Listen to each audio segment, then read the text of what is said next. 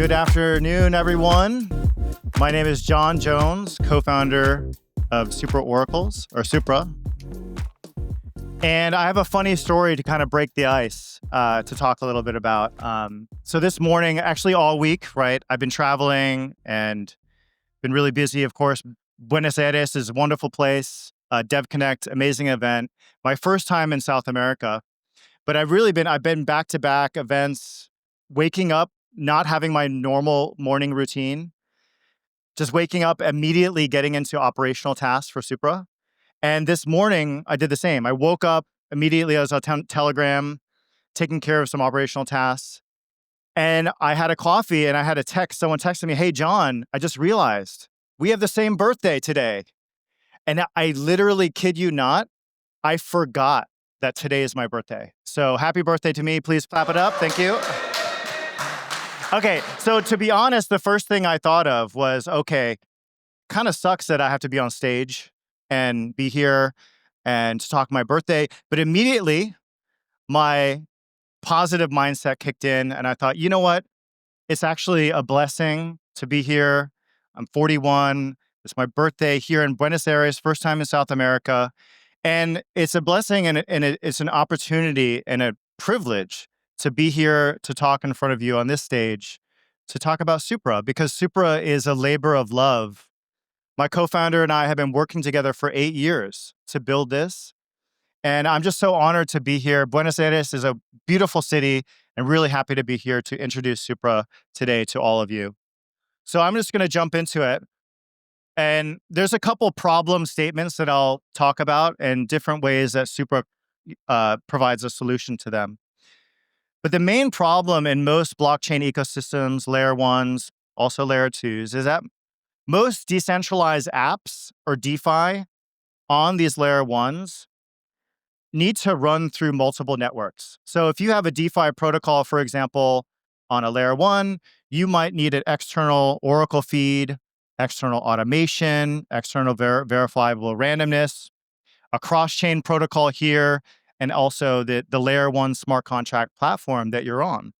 And so there's just a lot of complexity here in the way that things are set up for most protocols. And so the issue with this is when you have multiple networks, it weakens the stack. Higher costs for builders, broken security guarantees, as well as added latency between different networks. And so it also creates a more complex dev experience. You have different frameworks, different programming languages, as well as multiple gas tokens. So Supra, I guess when you look at how we compare to other L1's ecosystem, is that, well, Supra is building a smarter, all-in-one layer one. Now, some of us might know the term vertical integration, but we're basically taking a lot of the core infrastructure that most layer ones use external protocols for, and we're building it into one stack. And this is what it looks like. We have a multi-VM platform. So about a year ago, it's almost a year. That's actually my birthday, but it's almost our Genesis TGE birthday of 1 year, where we launched our Move VM. And so we've been on Move VM for almost a year now. EVM is on DevNet, and Solana VM will be closer to Q1 of next year. So Supra doesn't just focus on one programming language and one VM. We actually have a multi-VM platform. We have system-level automation. Which is built-in automation triggers. We have Supranova, which is a bridgeless cross-chain communication protocol. So our bridge is not using an external third party. It's actually our Supra layer one validators are acting as the bridge and the validators to run consensus. So it's really interesting. Check out Supranova. We have built-in data oracles, over 600 price pairs natively on Supra. Something called Threshold AI oracles, which is AI-powered oracles, and also built-in randomness. We have an amazing research team led by Dr. Annika Kate and also my co-founder, Josh. And our team is so great. And I'm so proud of them that we got into some really prestigious academic journals, including CCIS. So we have 2 consensus algorithms that got in: Moonshot consensus, Hydrangea consensus, as well as our Supra BTM. And I'm going to go over Supra BTM later. But basically, we have $1 million bounty, basically to prove that Supra has the fastest parallel execution. Okay, so there's a couple problems. So actually, the first problem is the fact that, you know, protocols need external so layer ones and protocols, DeFi protocols, need external services to operate, and we vertically integrate that stack to create an all-in-one solution. Another problem is that MEV searchers extract over $1 billion in Web3. So I'll talk about MEV shortly, just really quickly, but also I'll kind of simplify it. But basically, there's something called toxic MEV and good MEV. So what's toxic MEV? Toxic MEV is like sandwich attacks, and it's really extracting a lot of value from DeFi in kind of a harmful way. And then there's also good MEV. And good MEV kind of enhances market efficiency. For example, it benefits protocols and users by doing arbitrage and healthy liquidations. I know the term liquidation is kind of like some people view it as being negative because, when people get liquidated, they lose money. But actually, liquidations is really important to keep solvent, to keep DeFi and systems solvent. So we actually consider liquidations, arbitrage as actually a good MEV. So the way that most ecosystems are today, and the way that that we see the value in most ecosystems through MEV kind of gets extracted out of the ecosystem. So there's this value extraction flow.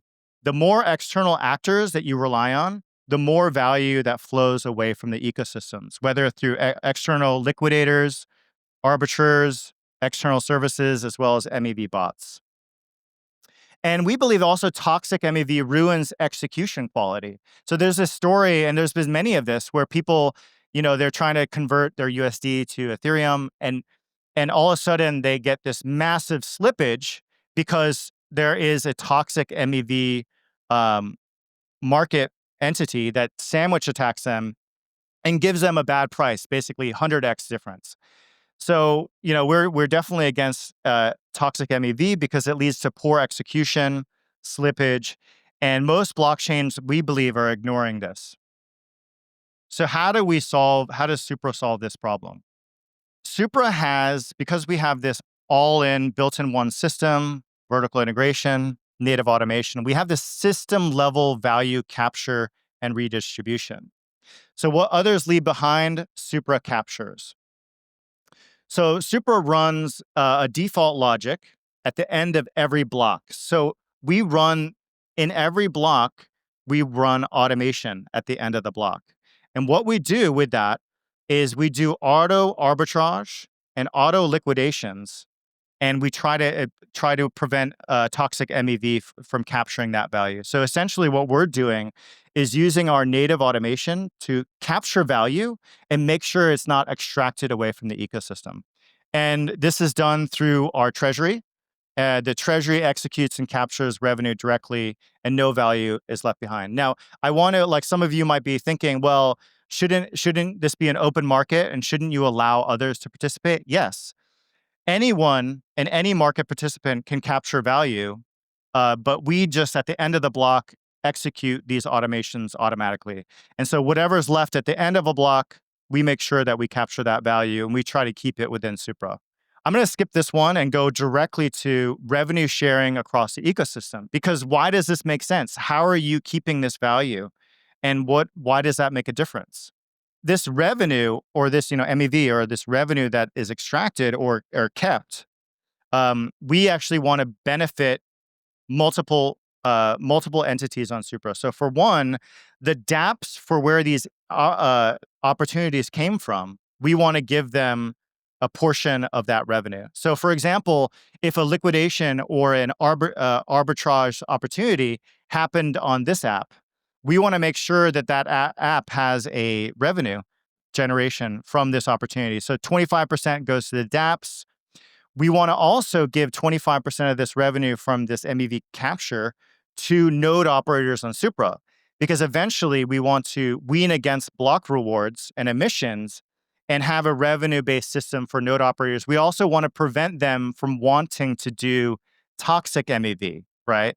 And toxic MEV capture. So we want to give some revenue to the applications, to node operators as well as network treasury. Now I'll go back to this Supra treasury and why this is meaningful. So for one, we're going to enable buybacks. So this helps kind of the ecosystem and the token, so we can kind of buy back the token and have a healthier kind of ecosystem in that way. We're also going to facilitate ecosystem invest in applications. Most of the way that we bring and incentivize applications to join Supra is in two ways. It's an investment and liquidity. We try to avoid giving grants because we feel like grants are a little bit less sticky. And, a lot of the people there are a lot of applications out there that are grant farming. So we try to do investment and liquidity provisioning. Three, it fosters continuous development, support network health. And like I said, it helps us wean off block rewards for validators, because we want a way for validators to actually make revenue and to make money, but more of in a sustainable way. Okay, so we saw the value flow from the previous slide, which shows that a lot of value is being extracted from the ecosystem. In this case, we're actually, trying to show that we can actually maintain a lot of the value of MEV and the revenue that's generated within Supra, whether it's through treasury, node operators, as well as the dApps that build on Supra. Okay, so now let's go into problem number 2. So problem number 2 is that we see fragmented developer platforms across many different VMs. So on Ethereum, I think we had a couple presentations earlier about ZK and the issue with Ethereum of having all these layer 2s and layer 3s, etc. Even within Ethereum, you have a lot of fragmented liquidity and issues there. But among different VMs, right? If you have Move VMs, Solana VMs, Near, etc., you have a lot of different platforms across many different VMs. And so for Supra, we went live with our Move VM last year, but actually Supra is multi-VM, and really the multi-VM is where we think that we're going to attract the most developers, to give them the opportunity to to code in their own the programming language that they're used to, and to bring applications across different ecosystems to Supra. So we have Move VM on mainnet, we have EVM live on DevNet, and Solana VM will be live hopefully in Q1 of next year. So Supra's unique network design integrates multiple VMs on one layer 1. So you build in the language that you love, and you can build that on Supra. And not only that, but we're going to be able to have composability between the different virtual machines on Supra.